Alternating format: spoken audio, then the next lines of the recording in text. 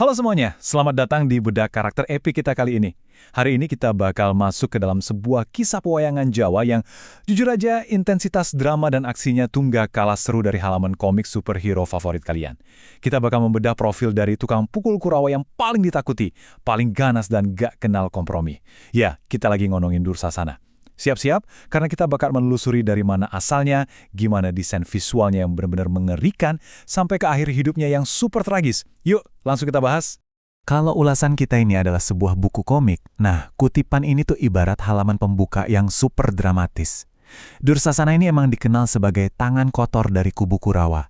Dia bukan pemikir yang pintar bikin taktik, bukan juga raja yang duduk manis di singgasana, dia itu eksekutor. Sosok yang murni bergerak pakai otot dan perintah mutlak dari kakaknya. Dursasana ini ibarat perwujudan kekuatan fisik yang luar biasa gede, tapi benar-benar kosong dari yang namanya kompas moral. Buat dia, satu-satunya kebenaran di dunia ini ya cuma kesetiaan buta. Oke, kita masuk ke babak pertama, Otot Hastinapura.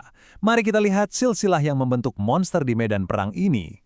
Kalau kita ngomongin profil statistiknya, Dursasana ini adalah putra kedua dari Raja Dristarasta dan Dewi Gandari, penguasa Hastinapura. Dari total 100 saudara kandungnya, fisik Dursasana lah yang paling mendominasi. Paling gede lah pokoknya. Memegang gelar Ksatria Banjarjumput, dia ini bukan prajurit kroco, melainkan panglima perang elit. Dia punya istri, Dewi Candramukiwati, dan seorang putra sakti bernama Dursala. Menariknya nih, Dursala pada akhirnya mewarisi takdir kejam medan tempur. Dia gugur di tangan Gatotkaca, bahkan sebelum puncak perang Bratayuda dimulai. Garis keturunan ini udah jelas banget mengukuhkan Dursasana sebagai pilar kekuatan yang gak bisa diremehin sama sekali di pihak Kurawa.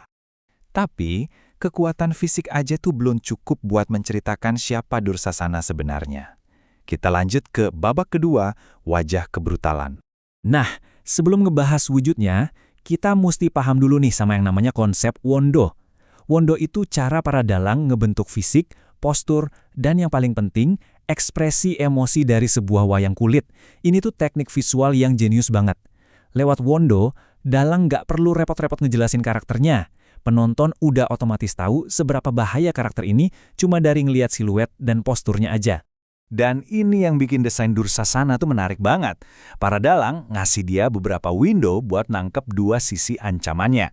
Di satu sisi ada window Robyong, posisinya menunduk, siap sedia, persis kayak banteng yang lagi ambil ancang-ancang mau nyeruduk mangsa. Terus di sisi lain ada window Golek. Di sini kepalanya menengadah atau longok, yang nunjukin arogansi dan keangkuhan absolut dari seorang satria yang ngerasa dirinya tuh nggak bakal bisa dikalahin. Postur-postur dinamis ini benar-benar sukses memvisualisasikan antagonis yang mengerikan. Lalu ada satu variasi visual yang jadi puncak dari agresivitasnya, Wondojang atau Dromek. Wajahnya dikasih warna kuning mencolok. Dan itu bukan tanpa alasan ya. Dalam bahasa visual wayang, wajah kuning ngejreng ini seakan-akan teriak kalau sifat dia itu super kasar, mentah dan gak terkendali. Ini benar-benar perwujudan visual dari ketidakadaan moralnya. Ibarat desain karakter yang secara belak-belakan ngonong ke penonton, awas ini orang bahaya banget. Desain visual yang serem tadi akhirnya terbukti lewat tindakannya. Kita masuk ke babak ketiga, dosa yang tak termaafkan. Ini adalah awal mula sebuah perjudian tragis yang menyegel statusnya sebagai penjahat tanpa ampun.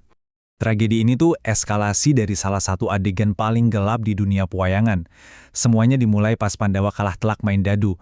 Duryudana ngasih perintah, dan di titik inilah kesetiaan buta Dursasana berubah jadi kejahatan yang sadis. Dia nggak cuma nangkap Drupadi, dia dengan ganas menjambak rambutnya, nyeret dia, dan nyoba mempermalukan Drupadi dengan cara menelanjanginya di depan seluruh orang di istana. Gila kan? Tapi, keajaiban pun datang. Krishna campur tangan. Setiap helai kain yang ditarik Dursasana terus memanjang terus, nggak ada habisnya buat nutupin kehormatan Drupadi.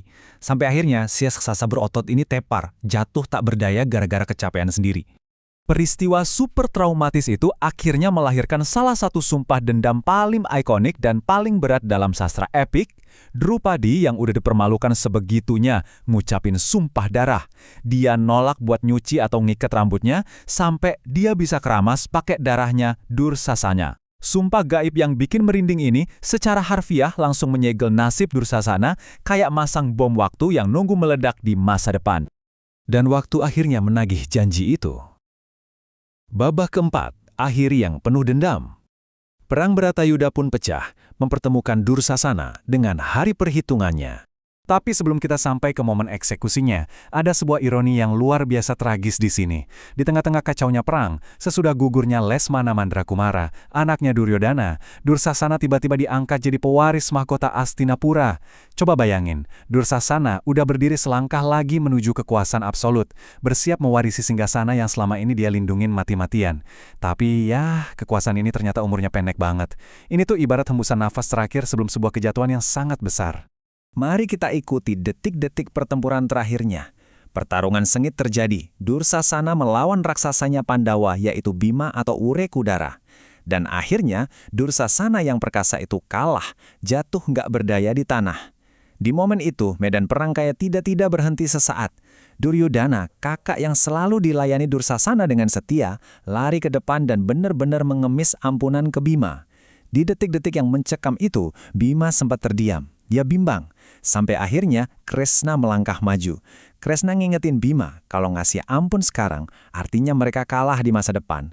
Kresna pun nyuruh Bima buat beresin sumpah Drupadi demi meraih kemenangan yang sesungguhnya. Saya pengen kalian sadar betapa gilanya pertaruhan politik yang terjadi cuma dalam hitungan detik ini. Duryodhana rela nyerahin seluruh tahta Astinapura saat itu juga. Dia bahkan bersedia ngakuin kemenangan absolut para Pandawa. Semuanya murni cuma buat nyelamatin nyawa adiknya. Ini tuh ngebuktiin banget seberapa berharganya kesetiaan brutal Dursasana di mata kakak kandungnya.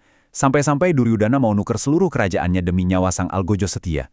Tapi, tawaran sebesar itu pun ditolak. Nasihat dari Kresna berhasil ngapus semua keraguan Bima. Emosi sang raksasa balik lagi. Dengan sisa tenaga dan amarah yang udah memuncak, Bima ngeluarin senjata pemungkasnya, Kuku Pancanaka.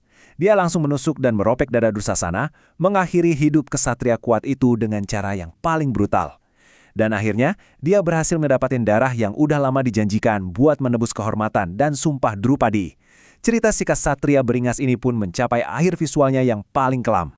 Dan semua ini bawa kita ke satu pemikiran akhir. Kisah Dursasana, si tangan kotor berwajah kuning yang luar biasa kuat ini, benar-benar maksa kita buat mikir. Dia itu contoh nyata dari loyalitas tanpa batas. Tapi karena pengabdiannya itu nutupin segala bentuk hati nurani, tindakannya malah bawa kehancuran. Gak cuma buat dirinya sendiri, tapi juga kerajaannya.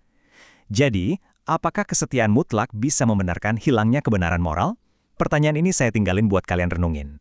Terima kasih banyak udah ikut ngebedah kisah epik karakter ini bareng saya. Tetap kritis, tetap semangat belajar, dan sampai jumpa di ulasan visual kita berikutnya.